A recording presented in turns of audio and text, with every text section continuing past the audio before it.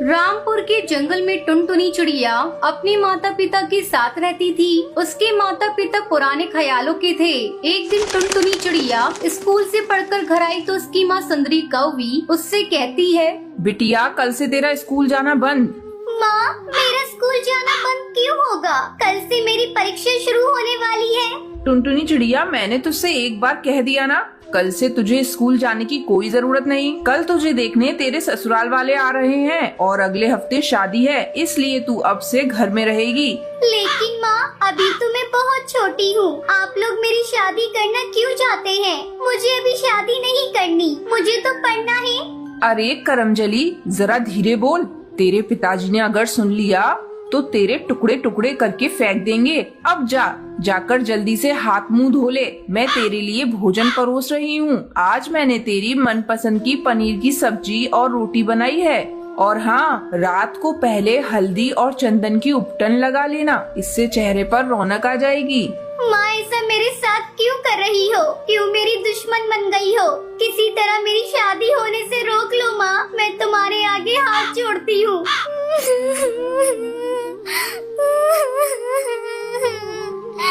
टुनटुनी चिड़िया रोए जा रही थी। तभी वहाँ टुनटुनी चिड़िया के पिता कड़कनाथ सेठ आ जाता है। टुनटुनी चिड़िया उसके पास जाती है।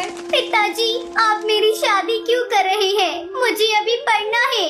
टुनटुनी चिड़िया, तू कान खोलकर सुन ले, शादी तो होकर रहेगी। लेकिन पिताजी, बाल विवाह तो कानूनन जुर्म है। अगर पुलिस को पता चल गया तो आप सबको जेल हो जाएगी। कमबख्त, तू अपनी बकवास बंद कर। बाल विवाह हमारे जंगल की प्रथा है, इसे कोई नहीं बंद करा सकता, कानून भी नहीं। सुंदरी कौवी, इसे ले जाओ और कमरे में बंद कर दो। मैं मेहमानों के सामने कोई तमाशा नहीं देख सकता। अगले दिन टुनटुनी को देखने उसका होने वाला पति गोलू चिड़ा और उसकी सास टूनी चिड़िया वहाँ आते हैं। गोलू चिड़ा टुनटुनी चिड़िया को पसंद कर लेता है और अगले सप्ताह दोनों की शादी हो जाती है और टुनटुनी चिड़िया की पढ़ाई अधूरी ही रह जाती है। नन्ही टुनटुनी चिड़िया के कंधों पर ससुराल की जिम्मेदारी का बोझ आ जाता है। ऐसे ही दिन गुजरने लगते हैं। एक दिन गोलू चिड़ा बाजार जा रहा था, तभी एक बाज उस पर हमला कर देता है और उसे अपना शिकार बना लेता है। इस तरह टुनटुनी चिड़िया छोटी उम्र में ही विधवा हो जाती है। इस बात का पता जब उसकी माँ सुंदरी कौवी को लगता है तो वो उससे मिलने के लिए आती है। अपनी माँ को देखते ही टुनटुनी चिड़िया चिल्लाने लगती है, चली जाओ यहाँ से। यहाँ क्या करने आई हो तुम? अब मैं तुम्हारी बेटी नहीं, तुम्हारी बेटी तो उसी दिन मर गई थी जिस दिन तुमने उसका बाल विवाह किया था। तुम मेरा घर बसाना चाहती थी ना, देख लो ऐसे बस गया मेरा घर। टुनटुनी बेटा, गोलू चिड़े की मौत ने तुझे पागल कर दिया है। कुछ दिनों के लिए तू मेरे साथ चल, तेरा मन बहल जाएगा। नहीं माँ, मुझे कुछ नहीं हुआ, तुम यहाँ से जाओ। मैं अपनी माँ जी को छोड़कर कहीं नहीं जाऊंगी। टुनटुनी बहू, जब तेरी माँ कह रही है तब कुछ दिनों के लिए अपने मायके चली जा। नहीं माँ जी, मैं अपनी अधूरी पढ़ाई अब पूरी करूंगी और घर घर जाकर पक्षियों को समझाऊंगी कि वो अपनी बेटियों का बाल विवाह ना करें। लेकिन बहू, तेरी बातों को पक्षी नहीं मानेंगे क्योंकि बाल विवाह इस जंगल का एक रिवाज है। माँ जी, मैं पक्षियों को समझाने में अपनी जी जान लगा दूंगी। मैं उनसे कहूँगी कि वो पहले अपनी बेटियों को पढ़ लिख कर अपने पैरों पर खड़ा होने दे, फिर उनका विवाह करें। ठीक है बहू, तू जैसा ठीक समझे वैसा कर। अगले दिन से टुनटुनी चिड़िया अपनी अधूरी पढ़ाई को पूरी करने के लिए स्कूल जाने लगती है और स्कूल की छुट्टी होने के बाद टुनटुनी चिड़िया पक्षियों के घर जाती और उन्हें समझाती कि वो अपनी बच्चियों का बाल विवाह ना करें। धीरे धीरे टुनटुनी चिड़िया की बातों का असर जंगल के पक्षियों पर होने लगा। अब जंगल के पक्षी अपनी बच्चियों को पढ़ाने लगे। ये सब देखकर टुनटुनी चिड़िया बहुत खुश होती है और खुशी खुशी अपनी सास टूनी चिड़िया के साथ रहने लगती है।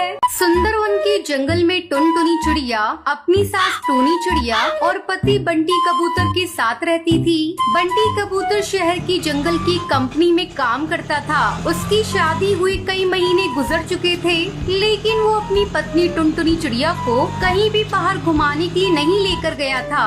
एक दिन टुनटुनी चिड़िया अपने पति से कहती है, सुनो जी, शादी के बाद तुम कहीं भी मुझे घुमाने के लिए नहीं लेकर गई। ऐसा करो, तुम हाफ टाइम की छुट्टी लेकर घर आ जाना, आज हम फिल्म देखने चलेंगी। ठीक है टुनटुनी चिड़िया, मैं छुट्टी लेकर आ जाऊंगा, तुम तैयार रहना। इतना कहकर बंटी कबूतर अपने काम पर चला जाता है। आज वो बहुत खुश था। हाफ टाइम की छुट्टी लेकर वो घर लौट रहा था। फूल ले लो, फूल, ताजे ताजे फूल। अरे यहाँ तो कितने सुंदर फूल मिल रहे हैं। मैं टुनटुनी चिड़िया के लिए एक फूल खरीद लेता हूँ, वो बहुत खुश होगी। बहन, मुझे एक सुंदर सा फूल देना। ये लीजिए साहब, ये सबसे सुंदर फूल है। आपकी पत्नी इसे देखकर बहुत खुश होगी। फूल लेकर जैसे ही बंटी कबूतर मुड़ता है, एक हवाई मोटर से कुचल देती है। मौके पर ही बंटी कबूतर की मौत हो जाती है। ये दुखद खबर जैसे ही बंटी कबूतर के घर पहुंचती है, वैसे ही बंटी कबूतर के घर में कोहराम मच जाता है।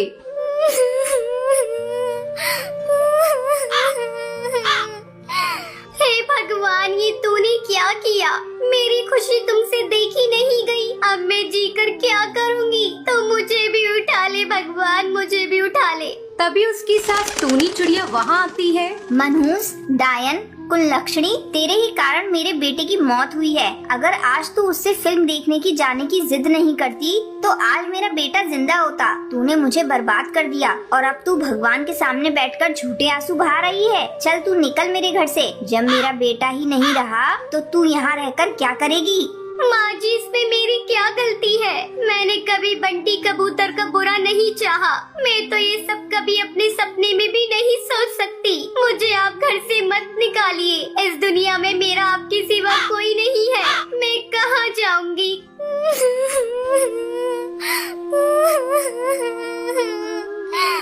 टुनटुनी चिड़िया फूट फूट कर रो रही थी। उसे रोता देख सुंदरी कौवी टूनी चिड़िया को समझाने लगी। अरे टूनी चिड़िया, अपनी बहू के साथ तू ये क्या कर रही है? इसे तू घर से बाहर क्यों निकाल रही है? बेचारी कहाँ जाएगी?